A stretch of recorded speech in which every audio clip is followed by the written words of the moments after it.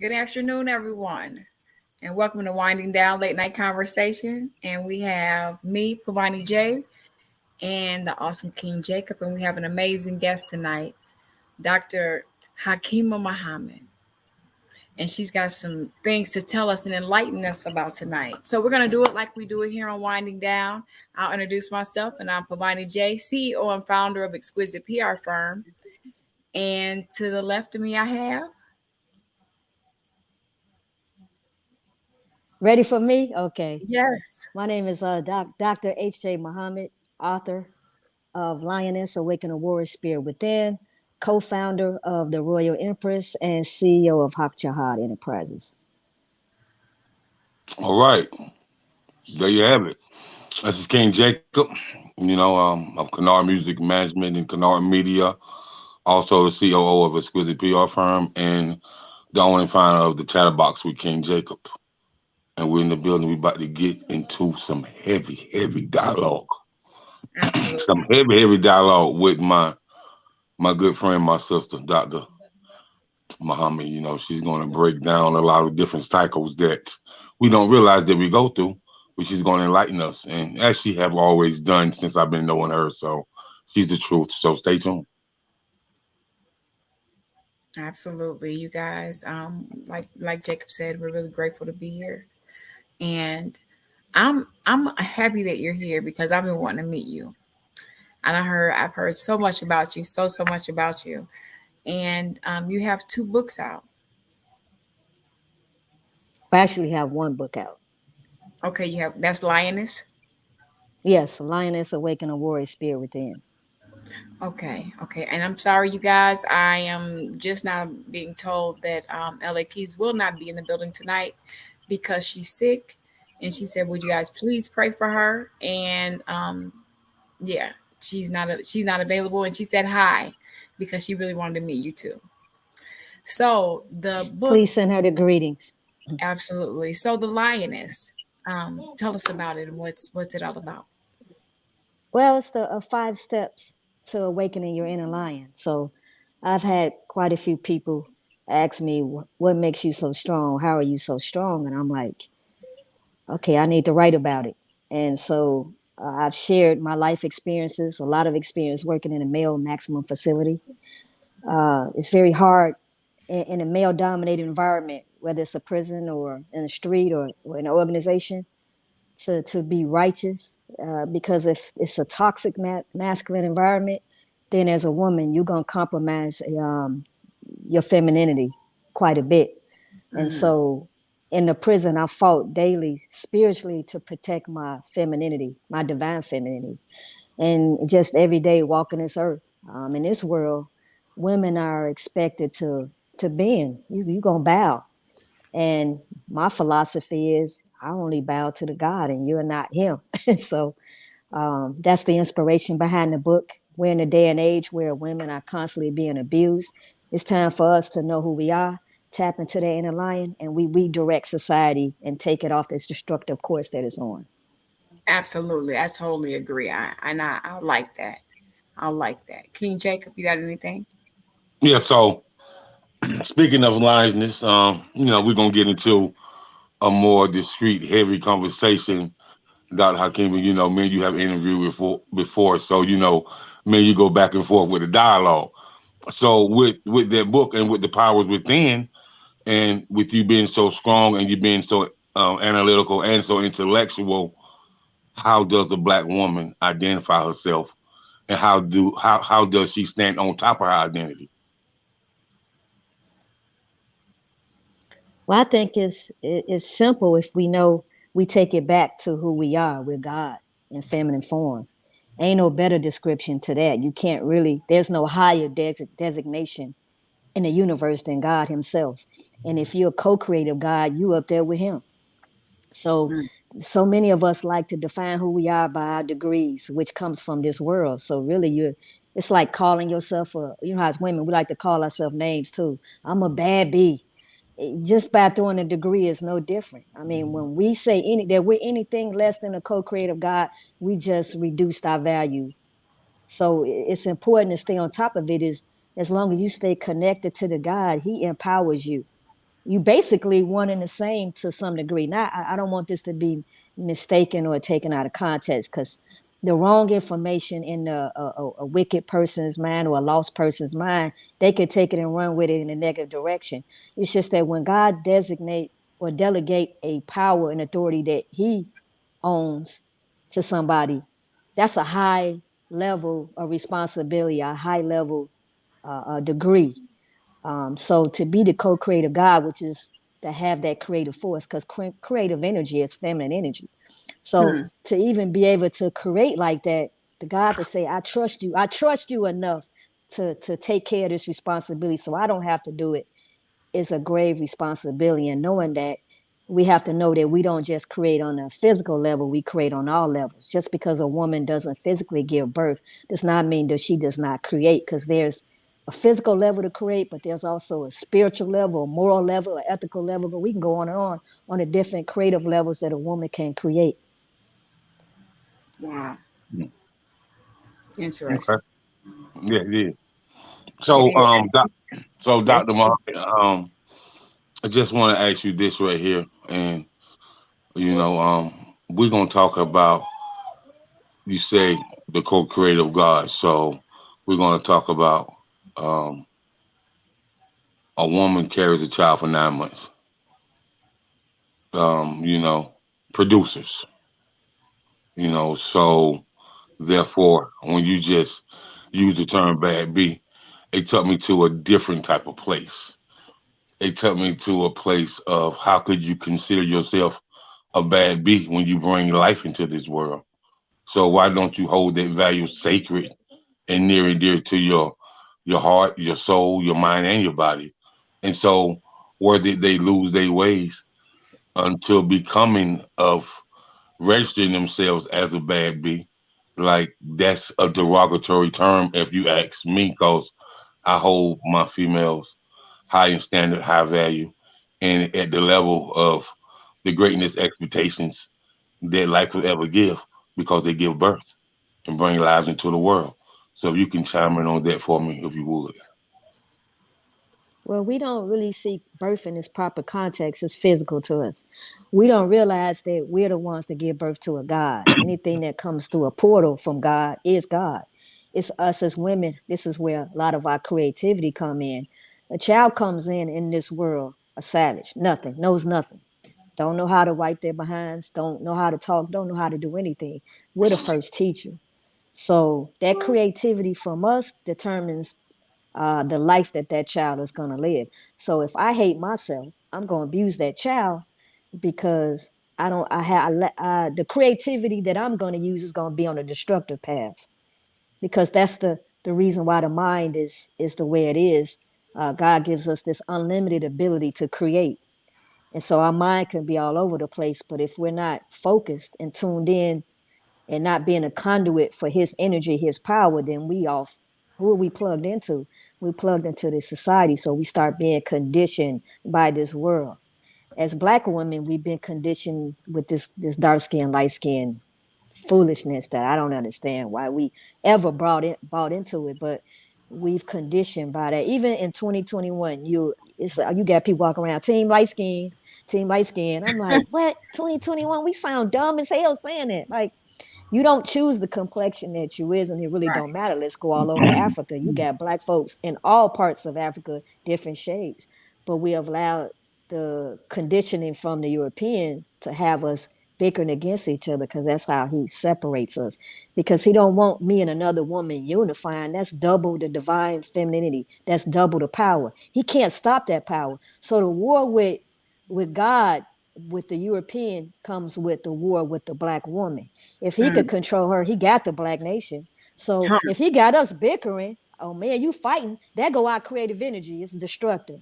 But if me and you get together and bond, and we healing together, and we building together, we gonna raise our nation, because a nation is judged by its woman. And so if we on a high level, entire nation rises, and they don't want that. But we don't realize we in the middle of a war between the wicked and God, and we don't realize the power that we have behind us. But yet We working so hard to be accepted by another entity that didn't even create us. Wow. Giving it to them. Are you guys ready for this? I'm allowing you guys to tune in. King Jacob is handling the conversation just a little bit tonight. I'm navigating the background. So you guys tune in, follow what Dr. Muhammad is saying. And if you got any intellect, chime in. She gonna answer whatever you need her to answer. Hmm. All right now. So, so Dr. Muhammad, like when you talk about the toxic femininity energy, you know, and how that has destroyed, the black culture in a lot of different aspects. What does that toxic feminine energy come from, and why does it stay around for so long, for decades and years, and it's passed on to generation after generation? Like, how can we change the narrative of that? And how did it get out our control to even try to think about changing the narrative? So what has happened with the culture? Well, I mean, it all goes back to slavery. You answered it when you said generational. Um, I know I dealt with anger issues for years. Didn't really know where it came from. Really couldn't pinpoint where it came from. I mean, we all go through traumatic situations in our life, but the amount of anger that I was carrying, I'm like, looking back on my life, it's nothing I could have experienced that could have brought that amount of anger. It's generational. It's passed down. The women, we pass down trauma through our womb. And so we're carrying the pain from a great grandmother, great great grandmother. That pain is passed down because these women never healed. And it's interesting. In my book, I talk about my grandmother, and I told her, of all the things you taught me, this is one thing I wish I could have taught you how to heal. And she left this earth without really understanding how to heal. I wish that's something I could have given her, or given every ancestor that left this earth before me as a payment back for everything that they've given me. The key to that is we have to acknowledge that I am living in trauma. I'm in a trauma mode. I'm in a survival mode. We have to accept that. If we don't accept that, the next step, we can't get healing. Actually, and it's funny, I was tricked. I said tricked, right? I feel like Sekhmet, Sekhmet was tricked into taking Right. what she thought was blood, but it wasn't, right? And Hmm. so a good friend of mine convinced me to go to a woman's retreat, and it was called Then the Sun Rose. I'm going to put Akila out there. And I told her I didn't want to go because I said I don't do women retreats. I'm like, I don't do women. I had that trauma was talking. And she's like, no, sister, it's not that type of retreat. It's a healing retreat. So I went with her to pick out the house. And while she handled business, she said, you go out there and you get on the ocean. And I'll reconvene with you when I'm done with this meeting. I think she was about an hour and a half. When she came back, I said, my soul told me, and it's the first time I ever listened to my soul. My soul told me I need to come to this retreat. So I came. And that was the first time I ever I had a vaginal sting. And this is something, Jacob, please don't feel uncomfortable about this. When you mention this, some men get really uncomfortable, but you have to, because I think men are teachers to women as well. But a lot of our emotional trauma is in our womb. We have to clear that. We have to release that. I had so many. I was starting to develop feminine issues, and I didn't know why. And there was a sister named Ketnu Nefer actually did a sting for me, and she asked me questions about, what do you do for profession? And I explained to her, and she said a lot of your issues come from the fact that you work in a toxic environment. After having that steam and having that consultation with her, I knew that much of my trauma and pain was the environment that I was in, the trauma that I was carrying even before I got to the environment. It was like compounded interest. It wasn't until I got to it that I knew that I needed healing. But here was a woman that's been going through much of her life thinking that she didn't need to be healed. So a lot of our sisters need to acknowledge I'm operating from trauma, and I need to connect with women who can recognize that, and who saw that in themselves, went through a healing process, and can now help guide me on that process. Hmm. Wow. So, with that being said, Dr. Muhammad. Let's get in to the Well, before we go on, wait one second, Jacob. So what I hear you saying is once you said did you say something about esteem because you were Yeah, I holding. did a vaginal steam, right? And I was having issues. Hell, I was telling someone right here. You know how you just know as a woman, you know your body. Something wasn't Hmm. right. It was like my womb was like this, was like a fist because every day I went into work, I was fighting. I was verbally fighting. I was physically fighting. I was dealing with sexual predators, going back and forth with them. So my womb was what had took on my personality. It was like this, and this is how I felt. But once I had a sister who had been through the healing process, and she walked me through it and said, "Sister, you holding a lot of trauma. You got to release it. See, you can't release something if you don't even know you carrying it." Right. And Absolutely. Absolutely. once she told me that, it was like just hearing those words was like activating. I just kind of just sat back and was like, "You mean to tell me?" It was just eye opening for me. And I was just like, "Oh Lord," I was so grateful because even with the spiritual wisdom I thought I had, the generational trauma that we've been carrying for years, we're the generation, or we're the time that we are the ones that we're supposed to end it. And mm-hmm, so we're the ones who are experiencing the worst because we're the ones that have to end it. You ain't going to ever make change until you got 100% dissatisfaction. I was at 100% dissatisfaction with my body, myself, where I was mentally. And so all of these sequence of events happened because I was searching for an answer. And I saw myself on a destructive path. And I had got to the point, I'll run up in the cell on the inmate in a minute and be like, what you want to do? And that's not feminine behavior, that's masculine behavior. And so when I saw that I started displaying a lot of masculine behavior, and it took an older inmate to say, "I remember you when you started, you wasn't this way." And typically in a job like that, you don't trust anything that they say, but the Lord was talking to me through him. "This ain't you, boo. You got to change." And so that was the beginning of, I can't go on this path. I'm not masculine. I'm not that type of woman that want to be masculine. Being strong and being masculine does not it's not one and the same. Mm-hmm. But in today's world, a woman feeling that she's strong, she's not submissive. She's combative all the time. I said what I said. I Hmm. hate that term. I said what I said. So you can say what you can say. I can't. So it's very masculine behavior. And a lot of it comes from my diet. We eat too much red meat.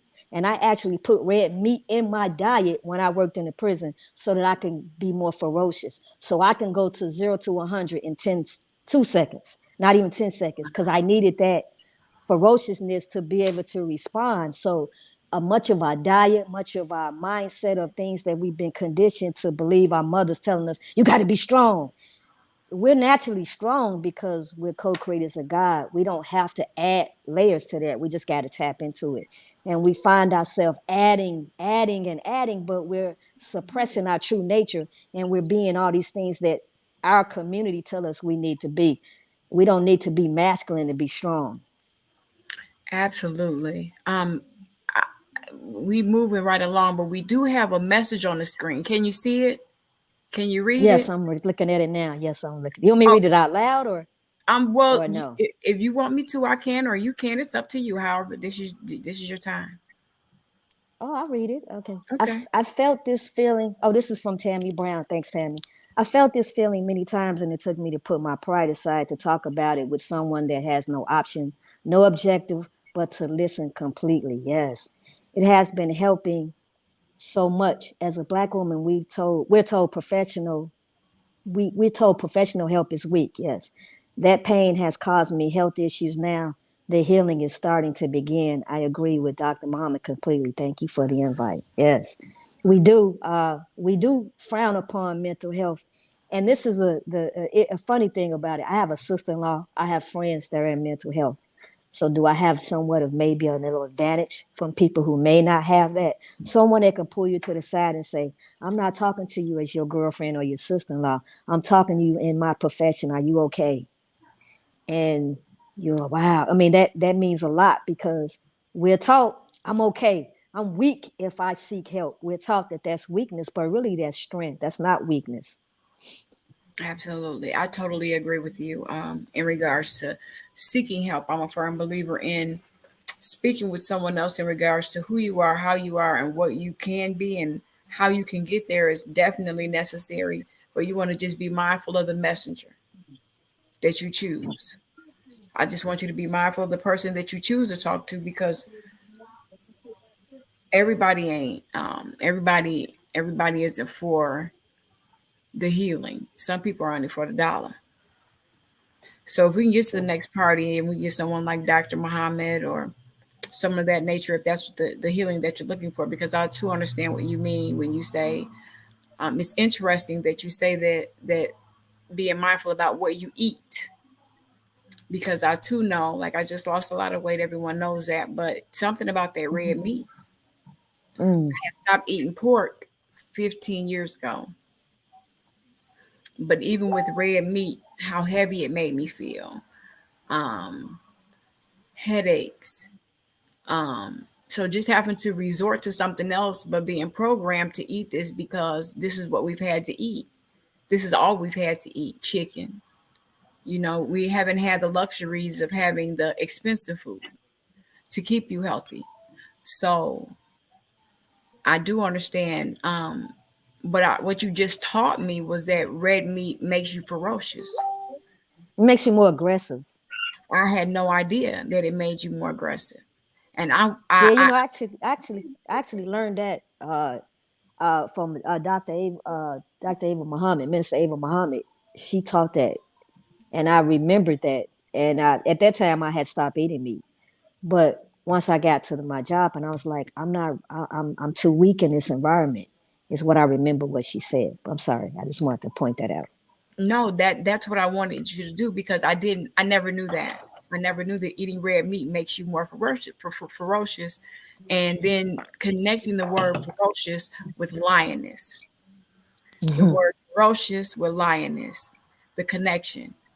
Um, That's more predatorial, I would say. mhm, mhm, Because divine femininity can make you a lioness, but see, red meat can make you more aggressive and make you more angry, quicker to anger. I remember years ago when I was a vegan, slow to anger. People could cuss me out, and I would just be like, okay, well, whatever, I'm gonna keep it moving. But with meat in my diet, I'm in their chest. Male, female, it didn't matter. One person, five people, I was in their chest, and it's like a quicker, because we take on the characteristics of what we eat. So if what we mhm, eat is in a survival mode, then before they die, when we eat it, then that's what we in this fight or flight mode. Like everything is an offense, everything needs to be addressed. Did somebody bump you in the store? Did you just bump me? You disrespect me? And now it's like, calm down. Or if the person that's behind the counter got attitude, they might be on a double shift, probably ain't had no days off, and they get nasty, and we want to reach over the counter and slap them too quickly. It ain't like, okay, I done came in here 10 times and this woman did this. No, we like that the very first time, and it's like we take everything personal. And so a lot of our behaviors goes back to what we eat. Find a person to eat a lot of plant, have a plant-based diet, and see the difference in their behavior, see the difference in how their skin looks, see a difference in their weight, or just their outlook on life. They're more connected to the earth. We mhm. are not, we didn't come from the caves. It's a time and a place for survival. You may need that, but we not in survival mode. We don't need that. uh this ain't slavery no more, at least not a physical slavery. So now the whole war that we have with our oppressor is spiritual. So now you need to equip yourself spiritual. We not having a physical war like we had before. This is a spiritual war. Now has it um tur- uh turned over into some physical situations? Yes, but it's more spiritual. So our food have to reflect the spiritual war, not a physical one. Absolutely, something that's going to give you that momentum to keep going. A lot of people ask me why I'm slow to anger. I don't Mm. know. I don't know Cause you why. more at peace, sis. You more at peace. I'm just slow to anger. But when I get angry, I get angry. But I'm very slow to anger. And I think it might be because of what you said, or because what I eat. because what I put in my Mm, mouth, I'm very mindful of what I put into my kingdom.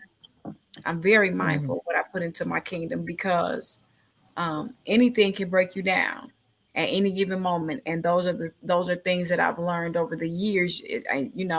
Going throughout life, um, this is a learned process. Some of us learn quickly, some of us learn slowly, but I might have been a little later than others. But I mean, I finally picked it up, and it's just some things that I just won't put in my mouth. I just won't go to McDonald's. I won't even take my grandkids to McDonald's. I refuse. Don't take my baby there because that's gonna kill him. And I don't know. I feel like that. I'm very grateful for you to be able to share that with me and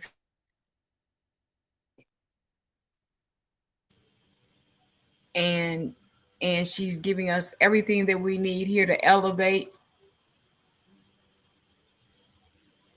So if you guys can please tune in and get with the program. I'm sorry, you guys. Everything is like this. Could something just happen? But I don't know. As long as we're still here, we're gonna keep on moving forward. Um, so That was yes, electrical surge. yeah, something just happened. I'm like, whoa. So That was energy. That was energy. that was everything. Did you see how it just happened? Everything just stopped, and I remember reading about a year ago how there'll be moments in time in 2021 when the internet will stop. Everyone's in the world so fast, it'll happen in a blink of an eye. That's almost what just happened. We all set out at one time. That's interesting, which that has a connection with something else, which I think it has something to do with the coronavirus and all these other things that they got going on out here. But that could be another show. So let us know about the secondary book that isn't out yet. Do you want to even give us a little bit of tea, or do you want us to go ahead and purchase? Well, no, at the first book, I'm pretty much on that. The second one, people have asking me who've read it already asked me to write a book too. I'm like, okay, well, I'm gonna go with the spirit. I'm gonna see the spirit, and I like to also go off the times, what's needed. This book took almost 5 years to release. I had obstacle after obstacle, just nothing going right, and I just came to a realization that it wasn't time. I just said, I'm gonna stop even trying. I got to that point. But if you look at So the in the time book, right now, it's ready. does it have set? So in the lioness, do you have us? Do you give us like direct instructions how to heal? Yes, well, it's a 5 step. It's 5 steps on how to tap into your inner lioness to awakening. Mhm. But in the book, I talk about even after battle, you have to heal. So that's when I Mhm. talk about my healing experience and how the focus on a woman to heal. We have to acknowledge that we've been in trauma, and we have to focus on the heart chakra. We have to focus on our sacral chakra. We have to focus on those chakras and unblock them. So we have to release the trauma. You know what? To heal, I spent. I had a good friend of mine told me you have to schedule healing. Mm, You have to schedule a day during the week to heal. And I was always telling her I mm. didn't have time. Oh, I don't have time. She said, you don't have time because you don't schedule it. We schedule meetings. You schedule them, so schedule, your spot time. So I set up a spot time every Wednesday evening. It's my spot time. And I put rose quartz across my tub because rose quartz is heart chakra healing, emotional healing. And I would put rose quartz in my water, and the water would just bubble a little bit, and I would just sit in that water and I could feel the healing. And I did this so much that I trained my family that mama is healing during this time, don't mess with her. But I trained my mind, my body, and my soul to my soul was like, this our day to heal. This our day to focus on releasing the pain, releasing the trauma. So I spent many a months doing that. I don't do it as much because I'm not dealing with the same amount of trauma that I was dealing with. I had to release it. So I spent a lot of time dealing with troubles of the heart. If you want to heal, you're gonna have to do some research on the chakras, and that's very important. And I'm not a spooky person at all, so If I'm telling you or directing you that way, I'm saying it's real because I only deal with the real. I deal with the results. I don't deal with spookism. But once I addressed my heart and released a lot of the emotional pain, emotional trauma, I became a different person. I'm happier now. I'm speaking to everybody now. I don't have an attitude like I used to have. Like you waking up in the morning, which I wish an MF would attitude that we so often have when you see people. You like, it's 7 o'clock in the morning. Why you got attitude? Because Mhm. Mhm. that's trauma. So I mean, I'm to the point. I'm everybody. Hey, and they like you doing too much. But since I mean, it's just what you're saying. Like you made a transformation, and there's a difference in the you now than the you prior to the Absolutely. transformation. Absolutely. Absolutely. But in the book, I do talk about healing and what I did because there's many ways to heal. But I chose the path that I chose because that was the opportunity in front of me, and I took advantage of it. And I sing that at the top of a mountain to every sister. Sister, heal. Follow me. I know how to get you there because somebody showed me. Mhm. That's great. Okay. I'm gonna definitely where can we purchase this book at? Okay. You can go to Amazon. You can go to Barnes and Nobles. You can actually go on Walmart. That's funny. Walmart sell books, but you can actually go on Walmart. But it is everywhere. Every book outlet, you have it. Alrighty, I'm going on there right now. Because I definitely want to do a healing. I've never done a healing before. But to do a steam, I've heard about the steam over and over and over and over and over again from so many select women. But I've never done a steam before. Um, and I wanted to do a steam not to heal though, but just for the cleansing. I just heard about the cleansing that it does. But it makes sense in regards to the womb and where we carry everything at. That makes so much sense to me. So yes, I'm gonna purchase the book today. And definitely follow these simple instructions. And in addition to that, I'm going to be inboxing you or trying to see if I can get a mentorship or something because the way you're going and is that way, and I want to follow anybody that's going that way. Mhm. So when you when did you have your first awakening moment? And how old were you when you realized that I am a divine queen? Oh, that came from when I was 18 years old. I joined the Nation of Islam. I was actually at a Orthodox mosque, and I was asking questions on like why the black people in the back, why the women treated like this. They ran me up out of there. They said you two black need to go over there with Farrakhan. I said really? So I said let me go see. I went. I said yeah. I feel like to love self does not mean you have to hate other people. No, you just love yourself. And so once Mhm. I came into the Nation of Islam and I connected with these older women, they took me onto their wing. We talking about 40, 50-year-old women saying, come here, young sister, let me holler at you. Let me pull you to the side and show you and teach you the path, teach you to avoid those potholes that I didn't avoid. Um, to go the route that I know is successful because I tried every other route that wasn't successful until I tried this one. So once I started aligning myself with these older women or just women that had themselves together, I'm the type of woman that I don't have no problem coming to you and say, sis, you dope. I mean, why you so dope?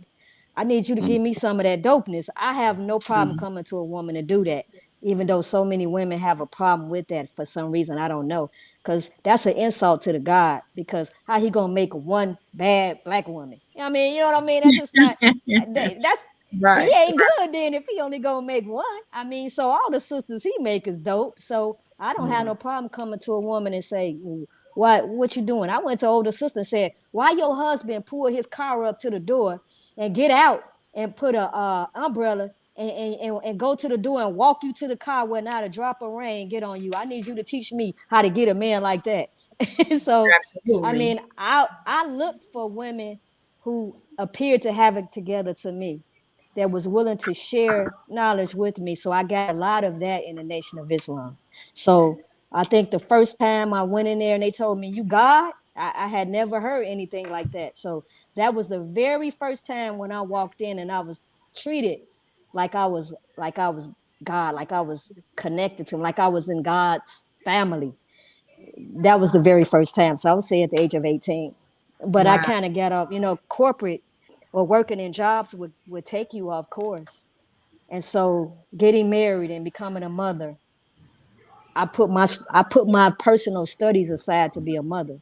And then getting involved in education and working on these degrees. It's like that could take you off course. It could take you off focus.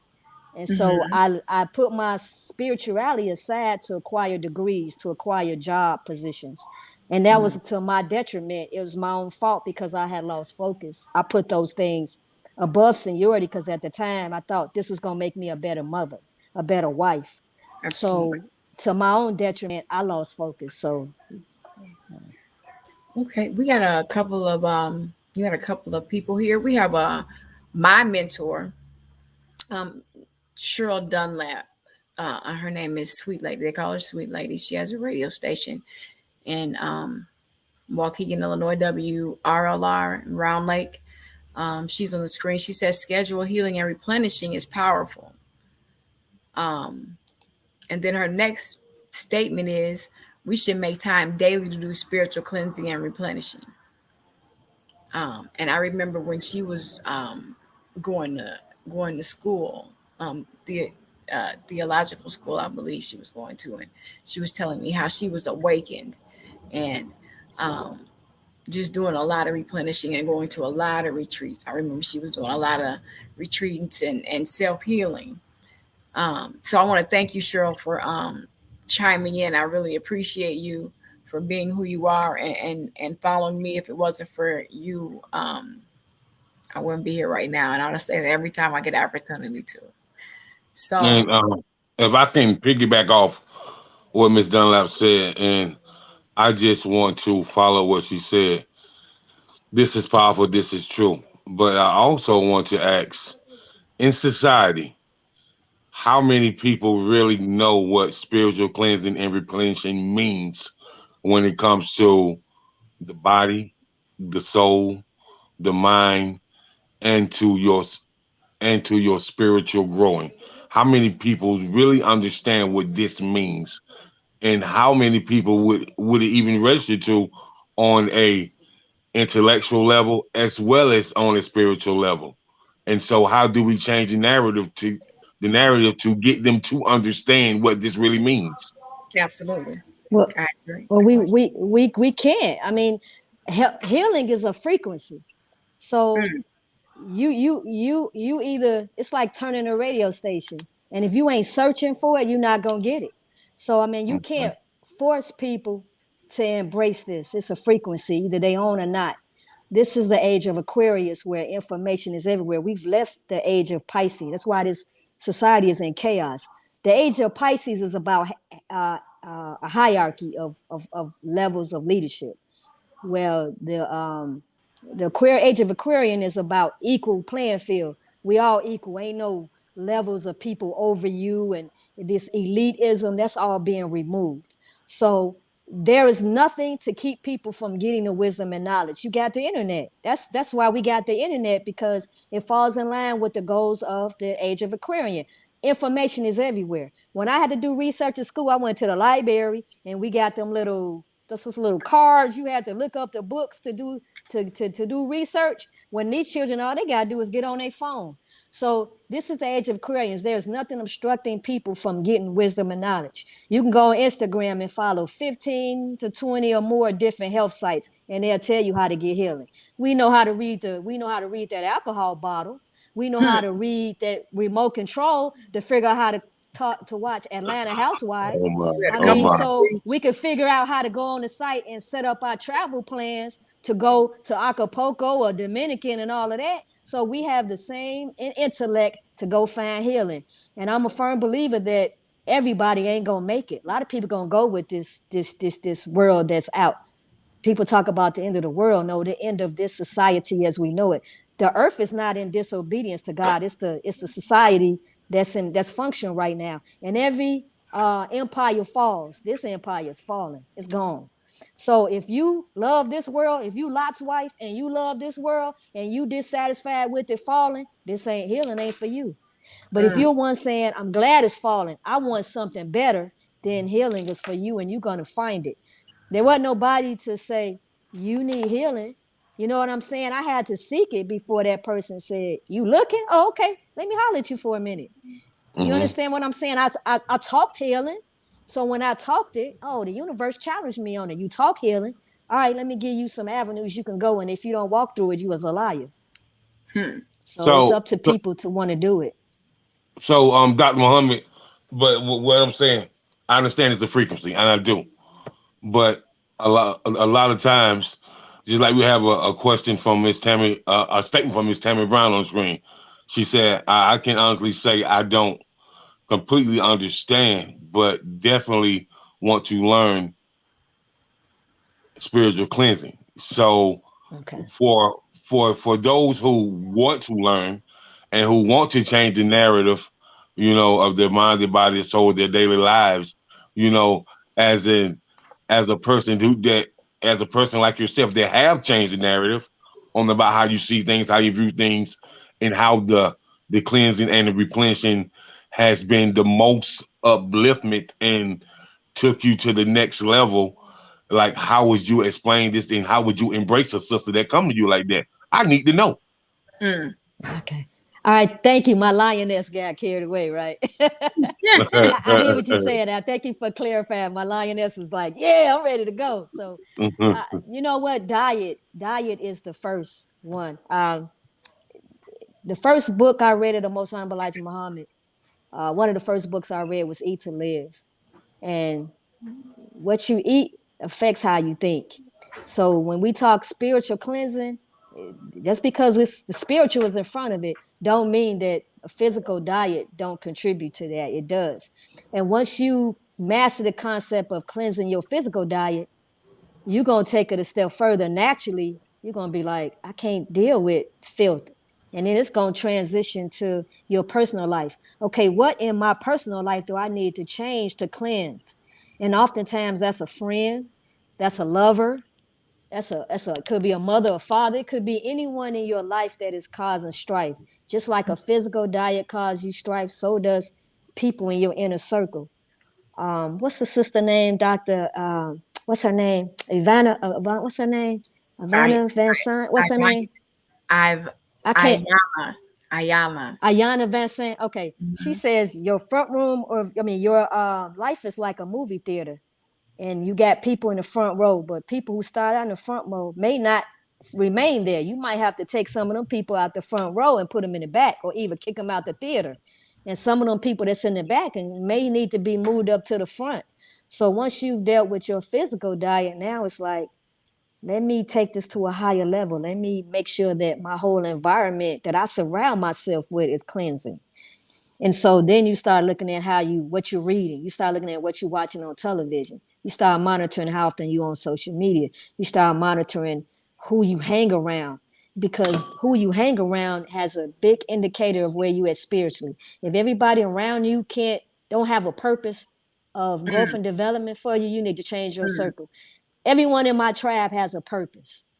I mentioned Sister Ketnu has a purpose. When it come to herbs, I go to my sister. A soulful, a soulful touch. Or I'm gonna send you the information on Sister Ketnu, but she has a business where she sells products and they all health based, all herb based. Excuse me, but a soulful touch. But um, once you do that, then you're just gonna keep going mentally. Like, what is it that I'm allowing into my ears before I can even elect somebody? So now you're gonna start looking at who you listen to spiritually to give you spiritual wisdom. Oh no, I can't rock Mm, with them because my soul is telling me they ain't right. Because mm, once you clean your diet up, you start improving your intuition.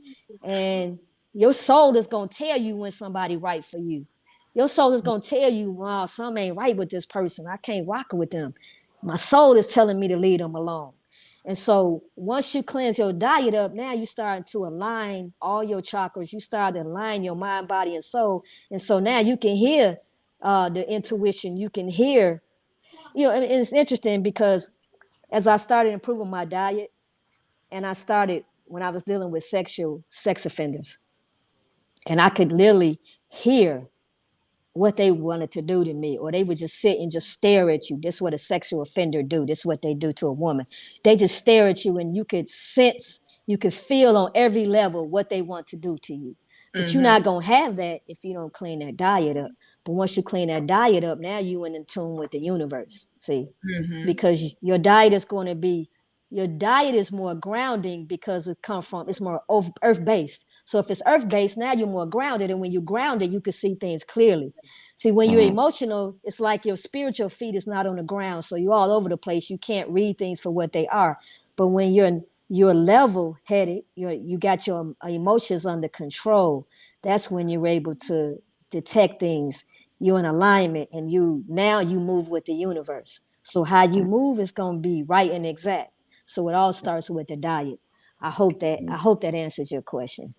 Oh yeah, oh yeah. You definitely got it. So with from that It's being very said, interesting. One second, Jacob. It's very interesting that you said that because right here we have Cheryl, Sweet Lady Dunlap, and we also have Tammy Brown, and we have a slew of people by way of a person by the name of Danny Jones, who also said that healing starts with the mind, body, and soul. And we want to thank you, Danny, for the feed.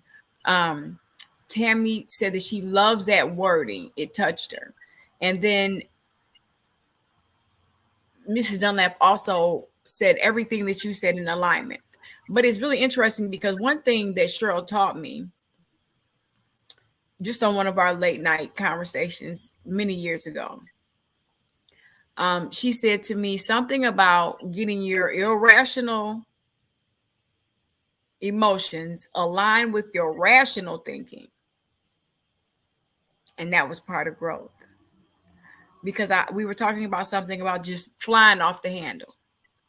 I would fly off the handle and hurry up and call her. I'd be at work, walking around in the parking lot, like, who? And she would take the time out, working for police department or where she was somewhere, wherever she was. I was able to contact her right head on. And I'm just utilizing those things in my life today. I have a direct navigation and an internal GPS that is exactly what you're saying, like never before. I just question it sometimes. That's the part that I think I'm working on.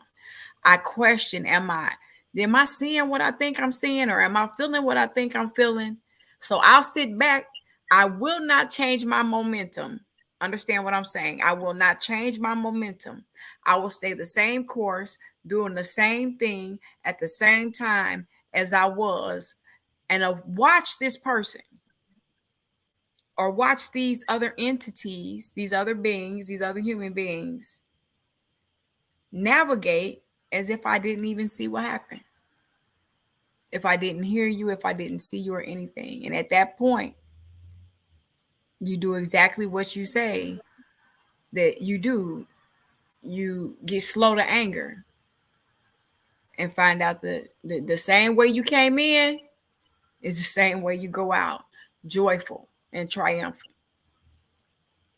And then, I mean, at the end of the day, when you feel that weight lifted off of you, like you can sleep or you don't have a headache anymore or you're not worried anymore, that's when you know where the problem was. Am I correct? Or what if what if a person is, well, when do you know that you are, um, because for me, that thought process and that second questioning that I do, that second questioning, I take a lot because of that second questioning instead of navigating like you and moving that first time. Does that make sense? Yeah, I So don't think it's anything wrong with that. You just want to be sure. Um, I take a lot of I, I, beat ups for that though. When I that one time I have to make sure, and every time I do it, I pause for a minute and say, "Well, I don't know. Maybe that's not it. Maybe it's just me, because I'm not perfect. Maybe it's just me." But by the time I get to that, that's what it is. We rolled out a roster full of other things that have happened. We got a whole bowling alley full of stuff that's done went on. And I'm just like, why didn't I stop it back there? because you're Why still did I stop developing. That's a superpower. it? We have superpowers. We the real superheroes. When we watch them movies, that's about us. The person that can hear through walls. Man, Mm-hmm. when you spiritually in tune, you can know when people plotting against you. Come You on just be and sitting back preach. like I know y'all plotting. I know it. I know I'm It's watching this. I was telling a person, I said, you know how I showed this person, this is how that guy think about you because this is what his crew is saying to you. I said that's a superpower. Come See, on. we watch these movies and we think that stuff is unattainable. No, these movies talking about us. They telling us you got superpowers if you just align with it. So when you in that, I'm not sure it's because you're still developing. I'm testing my superpower to see if it's really me or if it's not. I'm testing to see if it's really as strong as I think it is. So once you know, man, this is my superpower, then you won't hesitate no more. It's funny you say that, Dr. Muhammad, because believe it or not, like, I can look at a person and tell my peoples, oh, you shouldn't deal with that person. Jacob, you don't even Mm. know. Listen, bro.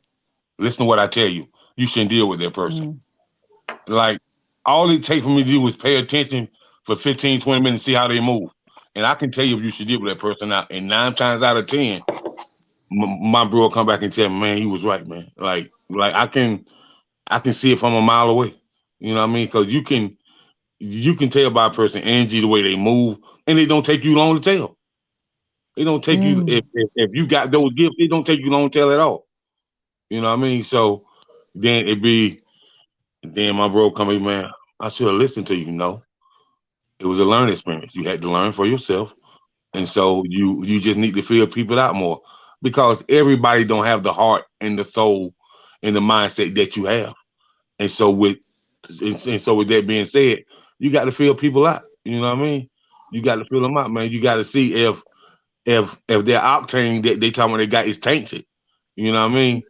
And sometimes they be so tainted till they think it's normal everyday life, and they just walk around being tainted, not knowing that they just destroying other people.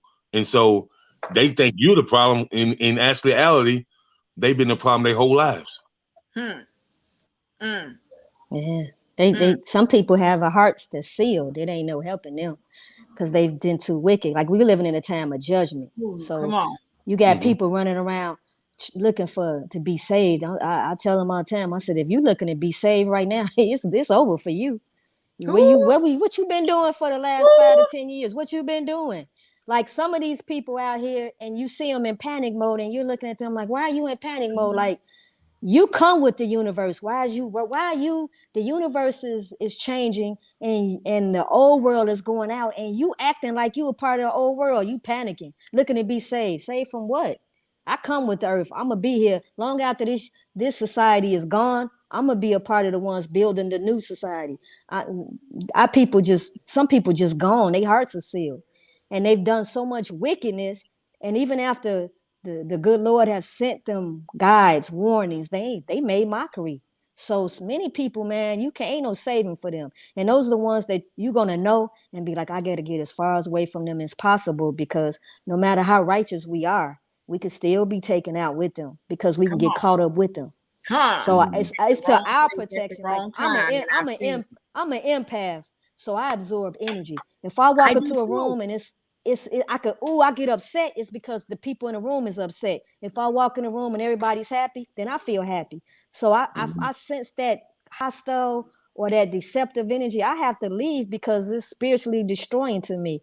This is why I'm a big crystal person, and so I'm heavily into crystals. I do classes on crystals, so I'm heavily into crystals. So I will wear my crystal for protection because I'm like I don't need these people coming after me spiritually because you got spiritual leeches. They see you good natured and here they come. I Come need on. somebody to corrupt, and they Come looking on. for somebody to corrupt. And so you got to protect yourself. You can't give people your heart. And as Black people, we give everybody our heart, and then when they stomp on it, Hmm. then sometimes our spirit is killed, and then we don't have no more love. Right. Yes, you're right. That's that person that always says, that was that last time. The last time was the last time. But that's not true. Y'all heard that person, right? I'm never gonna fall in love like that again. I ain't gonna never love nobody. That's just not I told you that's just not true. you'll love again. You'll love again, and hopefully it's better than that time, and you'll know. You know what I've learned in my life is that every time that every relationship that I've had, the the monotony and the bull crap gets shorter. So like that first 14 years dwindled down to 3. If I'm with you and you anywhere in that time you messing around on some foolery, it's a breakaway time. Like I'm immediately trying to figure out, my strategy on get on the next boat. If I got to use my hands out of the water, I'm trying to figure out the strategy because I got to get out of here because I can feel it. You can't walk, you can't live like that. And then I am not a person of aggression. Um, I used to be like that, but I'm not a person of aggression. So if someone is talking like rough to me all the time, I can't receive that. So my natural response will almost seem like I'm about to lie because I begin to stutter or I begin to just be like trying to catch what my next word is because I was hollered at a lot when I was a child. So we talk about abuse and then that travels on with you that I've had to learn how to balance. So if you talk to me with aggression, I don't receive that. I'll end up building up a resentment. And then at one time you say something to me, and that's when I'm back up against the wall. I come out fighting. And then all of a sudden, when you do that, these people are like, you know what? Wait a minute. What have you? I don't know. Now you don't want to be bothered with me because I'm crazy. No, I'm not crazy. I mean, you had to see that coming. We're not, you don't get 40 and 50 being crazy. Not in these times. It just don't happen. It just don't happen. So if you for a second, I didn't see anything that you were doing. If I step on somebody's foot, I know that I'm stepping on your foot. I know this. Now, if you don't move while I'm stepping on your foot, I got 2 options. I got one option is to be like, nah, maybe they didn't feel it. Does that allow me to step on your foot again? Or do I say I apologize if I did something wrong or do I not say nothing and just try to adjust myself and hopefully I didn't cross any boundaries or you didn't, we don't get this old not knowing when we mistreat somebody. I know when I mistreat somebody. So you can't tell me, well, I just don't know. I ain't know. You can't tell me that. That's Well, incredible. they sociopathic. Mm. They become sociopathic. I mean, we have society full of sociopaths. Yes, In everybody is society, saying this it's point. okay. It's just like you driving, right? And somebody cut you off and they know they cut you off and they really don't care. I had a Mm-hmm. guy cut me off, right? He cuts me off today. And he jumps in front of me and I like to drive fast. So I'm in the far left lane. I'm driving like 80, 85, 90. Okay. I ain't gonna go, I ain't gonna say what. And so he jumps over and goes extremely slow. So I go around him and look at his car and then he acts like he's shooting at me. And I'm laughing like, dude, you don't know I carry. I had justifiable reason to shoot at you, but I know you're a sociopath. In society, this is okay for you to do that. And so what happens is people tend to take on the behaviors that's acceptable in society and they become sociopathic. How And do so these to people hurt people is nothing right? So how do these people get flocks? because people are followers. I These mean, like people. it's an no, go ahead. No, I mean people. And what I've noticed down here on this planet, on this earth, when you are a certain type of individual, you go a long way. And when you're another type of individual, it seems like you don't get too far, which makes me think of the Bible and other books. Everybody, every theological book has a story, right? But in the Bible, it says it's going to be harder than a man to get in heaven than it is for a camel to go through an eye of a needle. He never said that the camel couldn't get through an eye of a needle. He just said that it was going to be harder than. So um, that tells me that down here right now, the last will be first one time and the point in time is what you were just talking about when the people in the front row have to go to the back and the people in the back get to move down to the front because the last will be first and the first will be last. Facts. So when you see people that have so much, but they got it by trampling over, taking, lying, stealing, Mm-hmm. manipulating, using persuasion, and then turning it into manipulation. Because we know that that's a thin line between persuasion and manipulation, just like it's a thin line between love and hate. I can be persuading you and telling you, I could be selling you something and persuade you. And as soon as I see you doing it, I'm gonna turn my manipulation off. I need you to buy this shirt. All right. Right, right. So when you see these people go so far, you be like, dang, like I did everything right. I followed all the rules. I understood the assignment. I didn't cross over no fences. Why didn't I get it? And that's because of the world we live in, like you said. It's just these times. It's the Right. time of the Aquarian. It's just what it is. I don't know. But to have the ability to see, hear, feel, smell. I'm talking about I'm using all my senses navigating right now. You hear me? I'm I'm As you stopping should. and I'm using As you everything should. that I have in me, and I'm even asking other people, like, am I right? Man?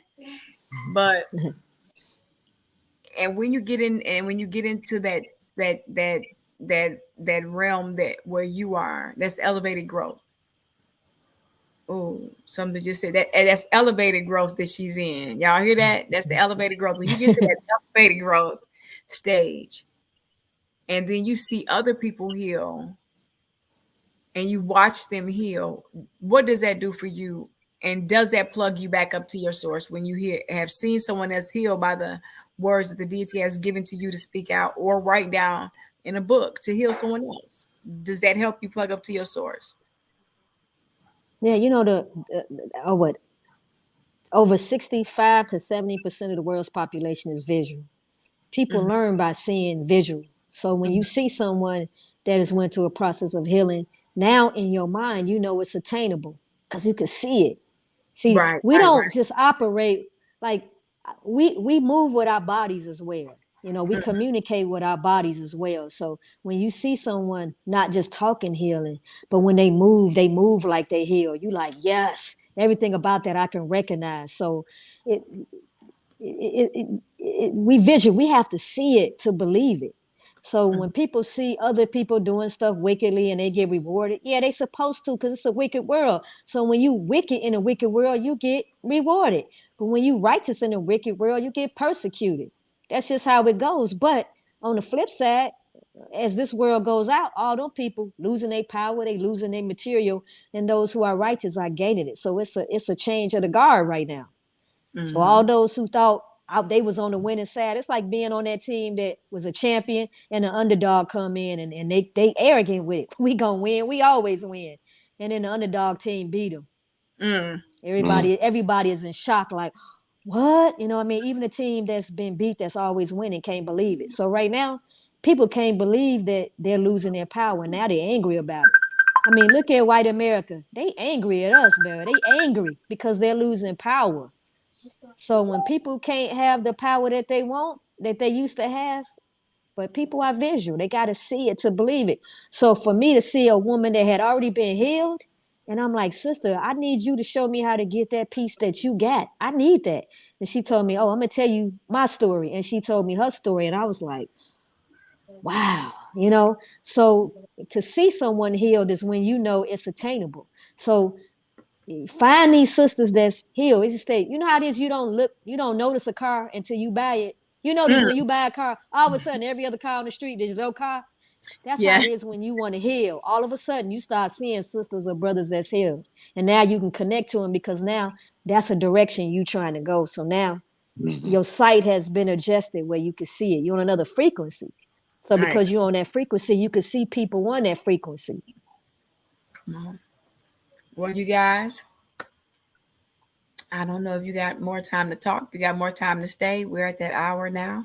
Oh, I Um, got time. I love to speak the truth. oh, I'm okay. all Well, right we got more with time. Jacob, you got more time? I got a couple more minutes. Go ahead. Okay. that. All right. We'll give you guys a couple more minutes of Dr. Muhammad. Is there anything else you want to tell us? Because I'm definitely purchasing the book. You guys go purchase the book. Go to Amazon. Go to every book Well, outlet, Barnes and Nobles, everywhere you can purchase a book at. She said even at Walmart, she's everywhere. If you want some healing, you guys get some of this Dr. Hakim Muhammad. I'm sorry, I'm eating it everything I'm not supposed to be, but this is winding down late night conversation. Right, So right. That's all right. We so conversations among friends. We all right. yeah, so Dr. Muhammad, let me ask you a question now, and this is gonna be pertaining to my brothers. You know, as they said, brothers, how y'all feel? Y'all all right? mm-hmm. You know, They on so here it's speaking to you, Dr. Johnny. We got brothers on here talking to you. you know, so Okay. in your book, when it comes to the healing, you know, how is this book going to register with the brothers in their healing process? You know, because brothers have been taught not to cry, not taught to feel. You know, hold it inside. You know, you're a man. It's not masculine to cry. It's not masculine to be in your feelings. So, and brothers go through a lifetime with hurt, turmoil, pain. You know, envy. You know, they they didn't grow up having, so they're jealous of what this person may have, or this person came from a great family, they never had that, and so it kind of puts them in what we call a generational depression type stage. So you know, what is the healing process for the brothers, um in to get something out of your book and really to have that balance so they can align themselves with possibly growing in a spiritual form. Okay. The book is called Lioness. So it's lion, the parentheses, NES. So I mean it's for anyone who wants to find a lion within or to find a lioness within. Spiritually, men and women are equal. There's no gender spiritually. You know what I'm saying? Okay. When our spirit maternalizes on the physical plane, that's where the gender comes into play. But Hmm. spiritual healing is healing. I mean, emotions is still held in the sacral chakra. If you look at black people, we all get belly issues, right? That's where a lot of, because we're carrying a lot of pain, unreleased pain. So whether you male or female, I see us all the time. I'm like, why we carry so much weight in that area? Because that's where all our emotions is held at. So we need to Mm. start, even as a man, whether you're a man or a woman, we all have generational curses that we carry. I remember Mr. Farrakhan doing a lecture one time, and he said, go back to the womb. And so that was an assignment. So I went back to the womb, and he said, how do you do that? You go back to your mother and you find out, and your family members, to find out what was the circumstances behind your birth, what was going on when your mother was pregnant. It's so much information that you gain, so much healing from that, so much questions is answered when you go back. And when I counsel, I'm a counselor now, so I counsel the worst men in the prison, segregated inmates. And I'm talking about the worst type of men. And talking with them, many of them are locked up because of unresolved trauma.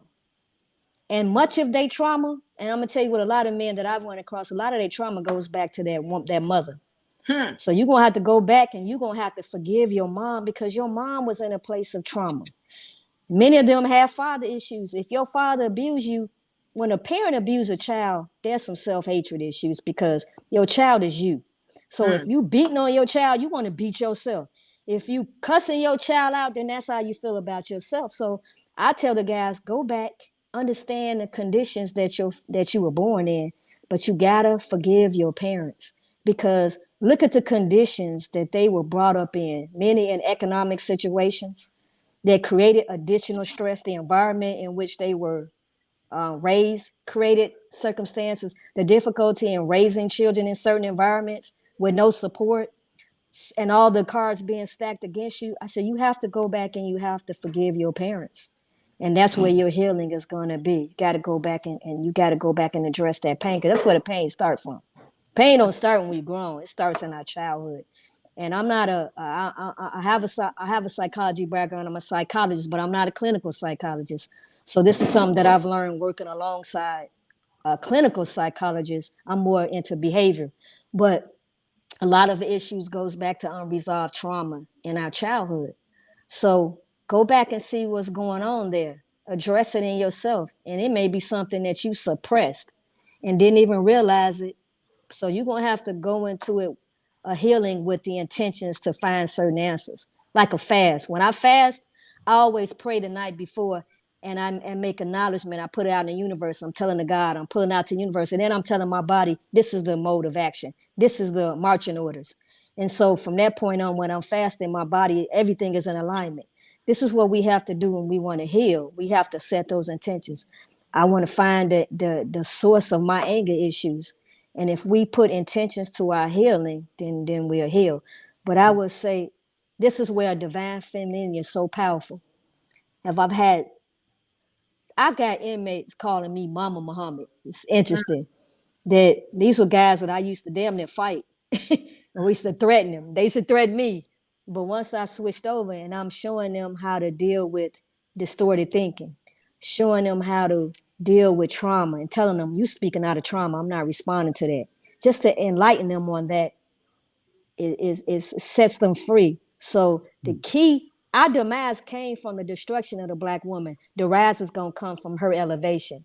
So as long as we as sisters heal, our nation gonna be healed. We're gonna be all right because just me seeing, and I have a room twice a week for 2.5 hours. I have 10 men in the room with me, and we're talking about issues that affect them spiritually, issues of why they're incarcerated, issues of their childhood, and all of that would just go back to dealing with what's bothering you.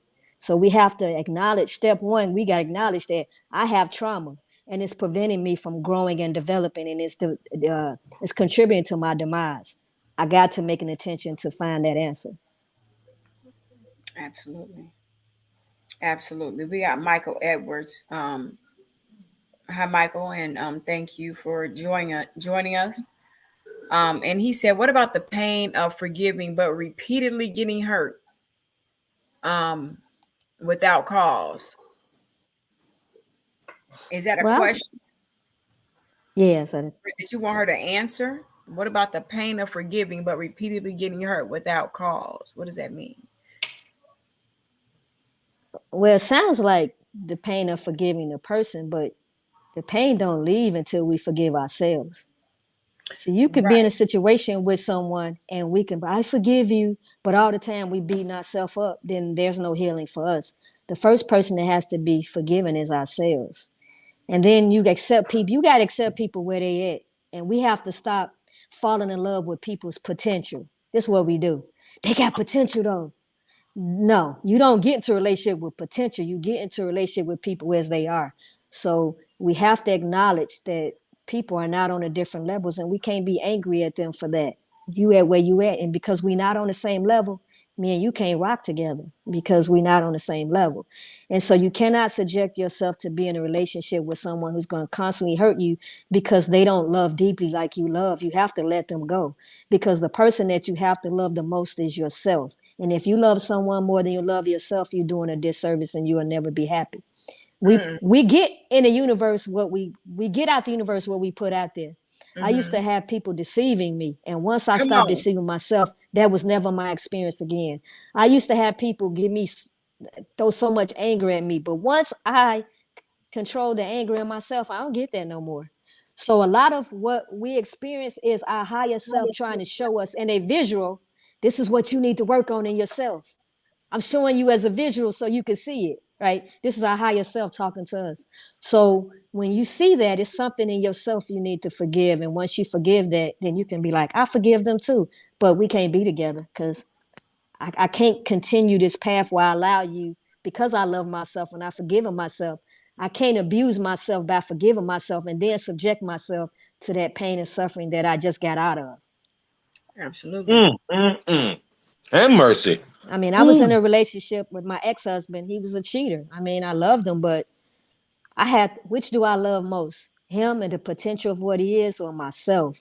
And this is not making me happy. So I had to leave. And it took me about 7 years, but maybe about 5 or 6 years, excuse me. And then I found someone else. But if I would have stayed in that relationship, I wouldn't be in a 26 marriage relationship that I'm in now. If I would have stayed in that abusive relationship with a cheater, because their level of love didn't match my level of love. My level of love was sacrifice, exclusivity.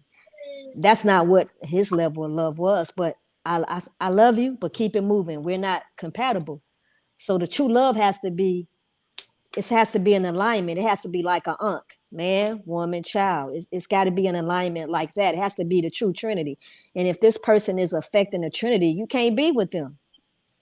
Wow. Mm, Wow. mm, And Michael Edwards said, yes, that's what he meant. He said, yes, please, from the mother aspect. So, what about the pain of forgiving but repeatedly getting hurt without cause from a mother's aspect? And when he means, I don't understand what he mean. You mean when your child hurts you, or? Or when you went from a mother Well, or I'll from. say I'll I answer it mean, as a mom, and you're hurt by your children. Our children don't belong to us. I mean, Hmm, we have a duty. We bring them into this world, and once they of age, then we have to release them back to the God because they're His. Just like in the story of Mary and Joseph, Jesus was like, "Oh, I'm about my Father's business. Don't come asking for me." This is what he's saying to his mother in so many words. So once we've given them to the Lord, they're no longer ours, and we can release that pain. Hopefully, they submit enough where he seemed deemed invaluable to work on them, and they'll come back around and they'll be better. But as mothers, we tend to we try to identity is based on our children, and once your children are grown, that's not your identity. You can't have your identity embedded in your children, because if they're a disappointment, then well, how do you view yourself? hmm. Children are no different than what we are to the God. We are disappointment to Him. So our children, we live that same thing on a earth level. Our children are a disappointment to us at times. But once we understand I've did my service to the Lord, I'm gonna let it go, and that way I can go on and spiritually be competent and work on develop my relationship with Him, and opposed to worrying about you, because I'm not your Lord. And Oh, oftentimes as parents, we want to be lords to our children. Yeah, we mm. that when they're here he children. comes. Okay, let me see what he says. Oh, okay, I'm sorry, brother, I didn't know. Okay, I got you. Okay, I'm gonna say the same thing. Your mom has, it sounds like mom has trauma. So I would suggest, this is what I tell the guys that deal with trauma with their mom. You have to forgive her because she's dealing with trauma. So how she treats you has nothing to do with you. You can't personalize that pain for you. You have to understand that she's in her own trauma. And Mm. I had to deal with that with my father. My biological father had his own trauma. He was an alcoholic. So he had his own trauma, and it destroyed his relationship with my mother. I hated that man for years. And so I had to learn that that was never personal. He had his own demon. That's all. And if he had it his way, he would have been more in my life, but he couldn't overcome his own obstacles. So it sounds like the mother is dealing with her own obstacles, and all you could do is give it to the Lord, because we can't control that aspect. You have to give it to Him and pray that He could do the work on her to bring her back to you. But we don't have any power and control in that. And if we continue to think that we do, we're only tormenting ourselves You're spiritually. gonna waste a lot of time, brother. You're gonna waste a lot of time because if you are an adult, and I'm only gonna speak from experience, you can't change her. You cannot change her. You can only work on yourself. You can continue to love her because we don't stop loving our parents. Mm-hmm. That's one thing. When you have a parent, you give unconditional love, and that's one thing that you said that was definitely important. Our kids are not ours; they're gifts to us, and upon us Mm-hmm. getting our children, upon us conceiving them in our womb, it's a love that you build for your child way before it ever gets here. Mm-hmm. Seen, Yes. I've seen all my children before they even came here. Before I Mm. delivered my child, I saw what my children looked like in dreams. I saw Mm. each one of them Wow. with faith, full face, pajamas, standing next to me, very every single one. I knew what I was having before I had it. I didn't have to have an ultrasound. We got one because my parents wanted to know, but I didn't have to. I knew. I told my dad I'm gonna have a boy this time. I saw them, yellow pajama outfits, everything. Everybody has gifts. If she's having a hard time and she's not loving you the way that you feel like you deserve to be loved, that could stem way back to having postpartum depression, all the way back to when you were a baby, an infant. Some people have that. Some people have postpartum depression and just don't come out of it.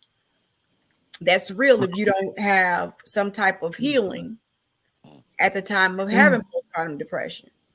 It'll linger on for 20 or 30 years, and you will just be angry, picking, doing anything, and it has nothing to do with you. She probably cries at Oftentimes when night.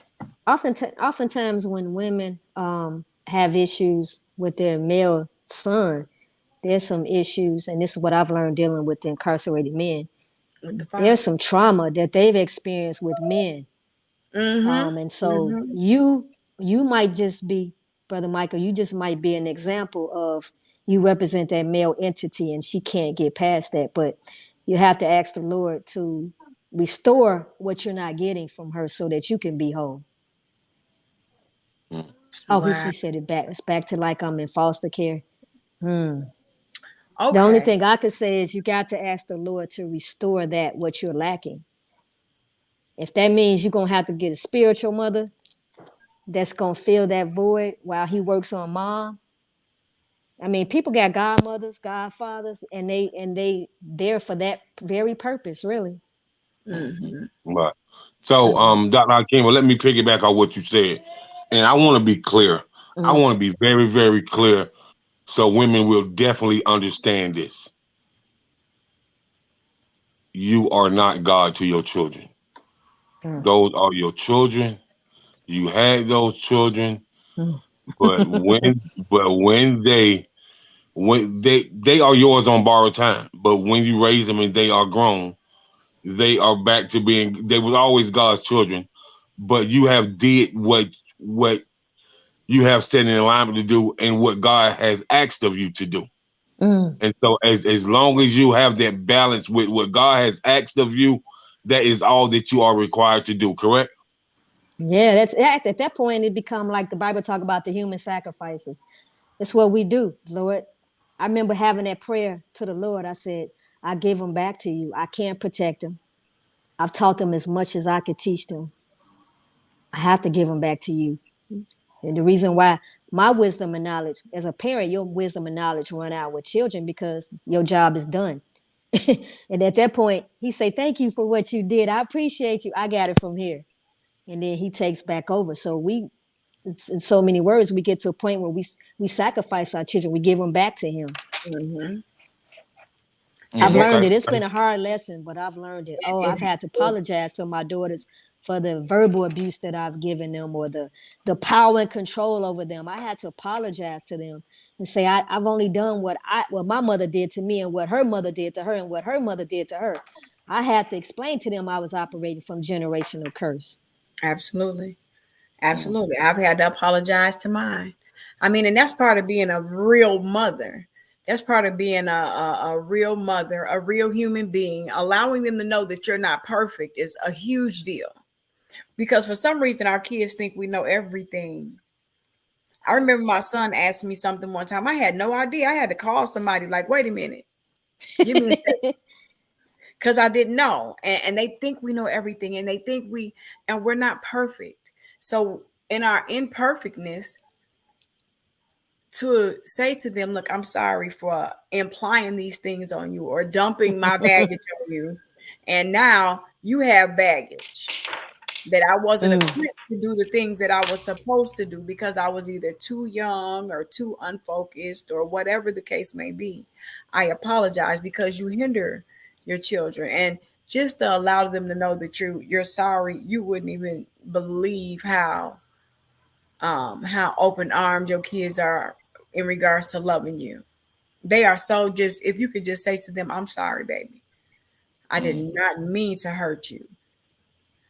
They're very forgiving and loving kids. Well, some of them, they're very, I mean, if you work with your kids and you love your kids, they love you. And Michael, if you could just, I apologize for your mother. I apologize for the pain she inflicted on you because she don't know what she's doing. She might not be here.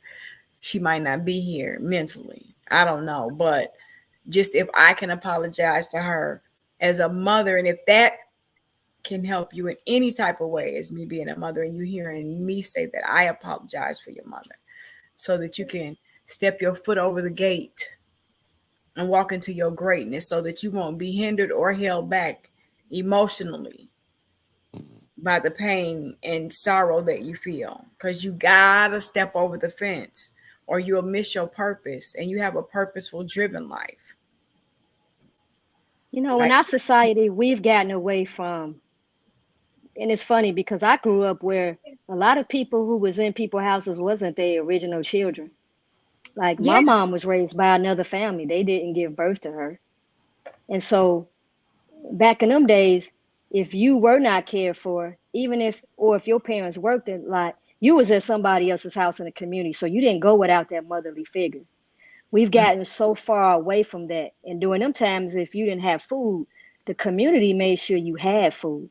Mm-hmm. So now we've gotten away from that. My suggestion to you, Michael, and now this is a suggestion, and I hope it doesn't come off as being insensitive, but if I was you, I would start a group and get you some women that you admire on a spiritual level, a motherly level, and invite them and help them give you that nurturing, and maybe they can help you through that. I know it hurts, but there's growth in pain. And out of Come on. pain comes, Science of you know pain. what? This is what I tell the incarcerated guys. I said, anything of life comes out of fire. When the child comes out the womb, you come out a portal. That's fire. It's a lot of pain. It's a lot of frustration. It's a lot of hostility from the mom and the child. That's a stage of death for the mother. She comes back from. So, whenever we go through pain, there's a spiritual rebirth after that. That's why they always make reference to a phoenix when somebody goes through something. The Mm-hmm. phoenix is the bird that rises from his own ashes.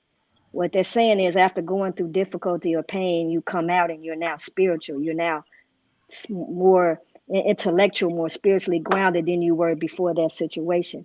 So the pain is there because it's going to take you to that next level. We can't grow without pain. Once you get through this pain, you're going to have a little mercy or peace until the next pain comes.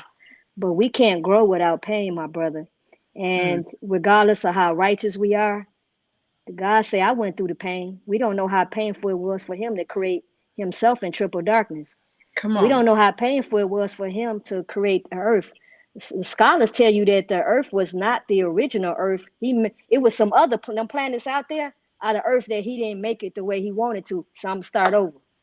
So how many years did he go lonely without woman before he said, wait a minute, I'm consulting myself. Let me look within. Oh, I'm about to bring that in myself into fruition and make it something tangible. So the pain and suffering that the God went through only exemplifies the pain and suffering that we must go through to reach the level of godhood that he's at. Because by the time we reach where he at, he surpassed us. So the pain and suffering is a part of growth and development. Mm. And there's a purpose in this pain, brother Michael. I'm gonna tell you that. Somehow, we don't know yet. You don't know yet. But in your pain, you're gonna find a purpose out of this, and you're gonna teach from it. You might be the one to start an organization for young men like yourself and partner them with women who could help them through that process, or other individuals who can help them. So within this situation, there's a purpose for you, a powerful purpose. And please reach out, get my information. I would definitely love to stay in contact with you, young brother. And it's really All right. interesting I that got you. about that we're Okay. talking about the power of pain. We got something, and should be coming up here in 2022 from the infamous Ada Zane, called "The Power of Pain." So we're gonna Mm. find out how that connects the dots. She's rocking with Exquisite PR firm. Um, because it's when you just said that it's power in pain. It is, and it's how you handle it. You Mm-hmm. guys, we're winding down tonight, late night conversation. I want you to come back. Um, I Yes, want you to ma'am. come back in Definitely. and we'll set that up, and we're gonna take you guys taking winding down late night conversation to another level. We're gonna keep it to where we're winding down. Um, but we're about to do some elevation and growth over here. So thank you so much, Dr. Hakeem Muhammad, for coming and joining us. You guys, it's gonna be a part two of Dr. Muhammad. You guys pay attention. We're gonna follow up with her again. And thank you, Jacob. We appreciate you. You guys pray for LA Keys. And Yes. we're gonna wrap it up and have a good night. All right. Thank you so much.